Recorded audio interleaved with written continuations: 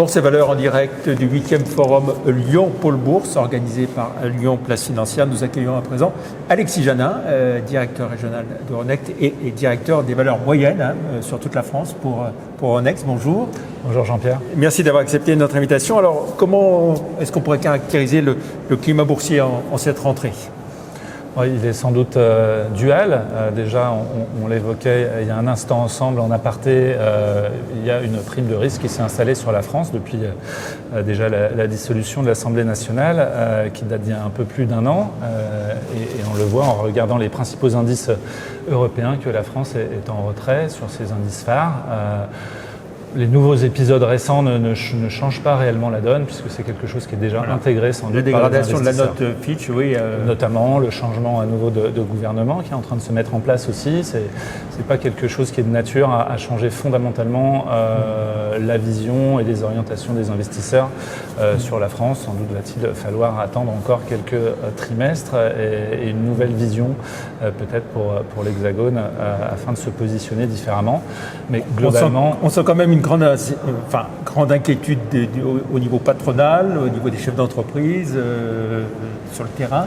Alors oui, ça c'est le climat peut-être économique, voilà. Mais qui peut être différent du climat boursier. Comme vous avez pu le constater, les principaux indices français se portent bien. Alors c'est très vrai pour les petites valeurs, une fois n'est pas coutume, c'est à noter par rapport à ces dernières années, puisque cette année on est on est autour de 50% de performance du CAC Small depuis le début de l'année, contre globalement plus 5 sur le CAC 40 et plus 10 pour faire simple sur le SBF 120. Donc voilà un peu la caractéristique aussi de cette année, un rattrapage, un premier phénomène de rattrapage assez important sur les petites valeurs. Voilà, CAC Mid and Small et puis l'indice LPB 40 également, lui, qui a une belle progression aussi après avoir été, c'est vrai, très chahuté les années antérieures.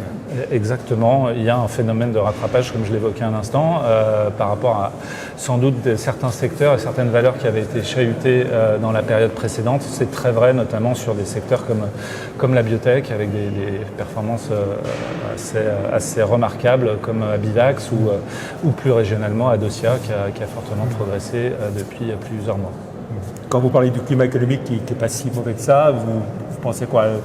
Croissance qui est faible mais qui n'est pas nulle, qui est quand même l'emploi qui se tient correctement. Oui, et puis on voit les résultats des entreprises qui commencent à être communiqués, notamment sur les trimestriels et semestriels passés. Effectivement, il y a du contraste, des sociétés qui tiennent entre guillemets leurs engagements, leur guidance, qui même font mieux, et puis un certain nombre qui sont aussi en retrait. Donc un environnement sans doute complexe, mais certaines sociétés continuent pour autant à être portées par leur modèle économique. Alors en ce qui concerne la place financière lyonnaise, ce qu'on a vu quand même, c'est beaucoup de valeurs qui ont quitté la cote.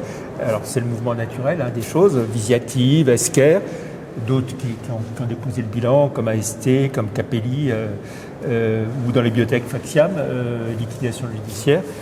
Ça fait quand même pas mal de pertes en ligne, j'ai envie de dire.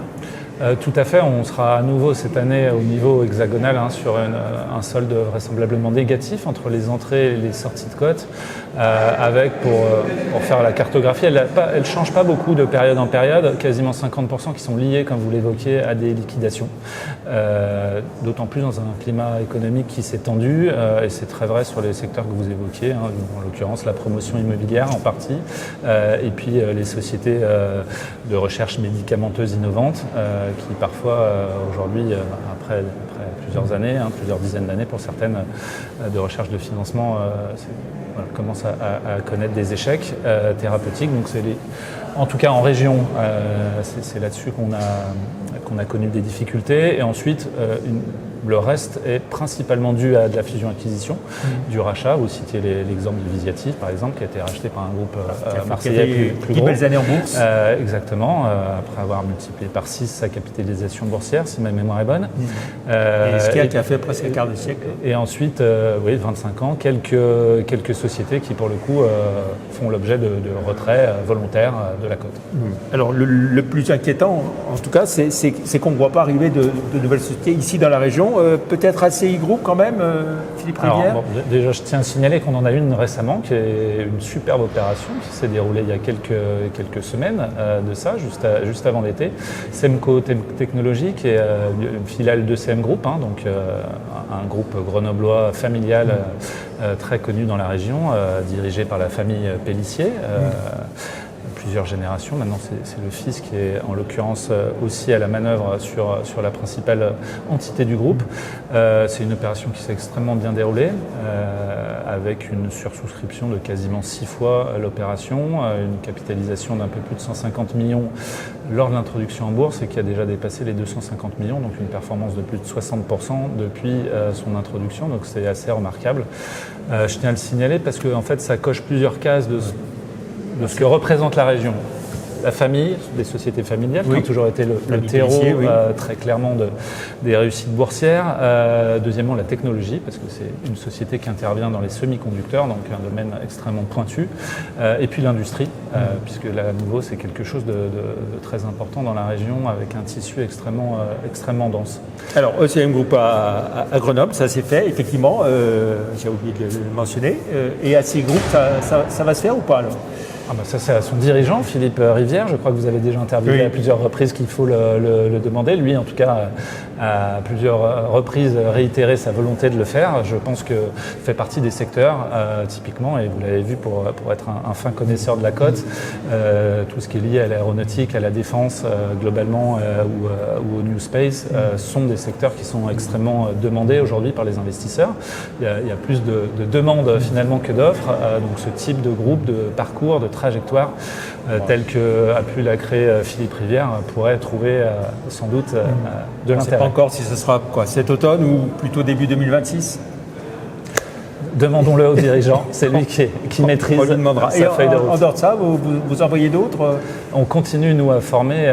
D'ailleurs, c'est une bonne question. On continue à former beaucoup de familles et beaucoup de sociétés industrielles.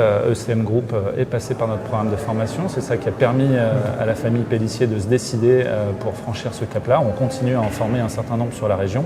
Nous verrons quelles sont leurs décisions dans les prochains trimestres. Mais moi, je suis confiant qu'on continue à pouvoir avoir un renouvellement de la cote avec ce type d'histoire. Voilà. Il n'y a pas que le private equity pour se développer, pour lever des fonds. Non, mais c'est un bon exemple. CM Group est avec du private equity, a enchaîné avec la bourse. L'un et l'autre ne sont pas incompatibles. On peut même faire les deux en même temps, la preuve. Et parfois, c'est un continuum naturel, comme ces groupes qui, normalement, a fait rentrer un fonds qui s'appelle Fortuna et qui pourrait enchaîner pour autant avec une IPO. Donc, le meilleur des deux mondes existe. Très bien. Un mot sur la valeur Euronext, votre parcours cette année. Eh bien, la nouveauté récente que vous avez dû suivre, c'est qu'on a été inclus dans le CAC 40 très récemment, ce qui est un très bel anniversaire finalement pour nous et qui sanctuarise un parcours assez exceptionnel depuis notre propre IPO il y a une dizaine d'années. Aujourd'hui, on a franchi les 14 milliards de capitalisation boursière. Avec du coup un parcours assez exceptionnel. Voilà. On se sert nous-mêmes des marchés pour croître et grandir. Avec combien de valeurs cotées au total sur On est autour de 1800 valeurs cotées, dont 1300 PME ETI à travers l'Europe. Et on est rentré récemment en négociation exclusive avec une huitième nationalité, la bourse d'Athènes, qui pourrait encore venir renforcer cette cohorte. D'ici à quelle échéance ? Je pense que ça devrait aller relativement rapidement si les discussions progressent positivement, puisqu'on est en négociation avancée. Très bien. Merci beaucoup Alexis Janin, directeur régional de Euronext et puis directeur de l'ensemble des valeurs moyennes pour Euronext, d'être venu dans Bourse et Valeurs à l'occasion de ce 8e forum Lyon Pôle Bourse. Merci, au revoir.